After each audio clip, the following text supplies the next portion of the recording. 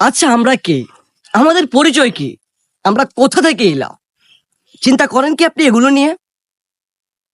আমরা হলাম আল্লাহ তাআলার বান্দা। আল্লাহ তাআলা আমাদেরকে সৃষ্টির সেরা জীব হিসেবে সৃষ্টি করেছেন।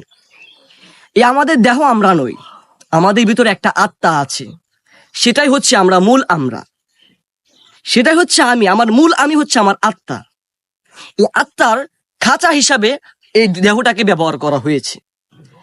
এখন আমরা ভাবতেছি দুনিয়াতে এসেছি, আমরা আজীবন চিরকাল থেকে যাব। আমরা কোথা থেকে আসছি আমরা এটাই জানি যে আমরা কোথা থেকে এসেছি, আমরা এটা জানি না।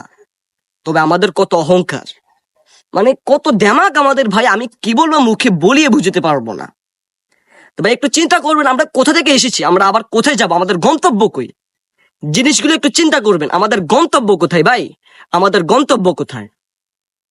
যদি আমরা আমাদের গন্তব্য কোথায় ওইটাই না জানি, তাহলে আমরা দুনিয়াতে চলবো কিভাবে? এটা তো আজীবনের দুনিয়া না। দুনিয়াতে আমরা আজীবন থাকবো না। এটা হচ্ছে ক্ষণস্থায়ী, বুঝছেন? মানে ক্ষণস্থায়ী। দিন শেষে যেখান থেকে এসেছি সেখানেই ফিরে যাব।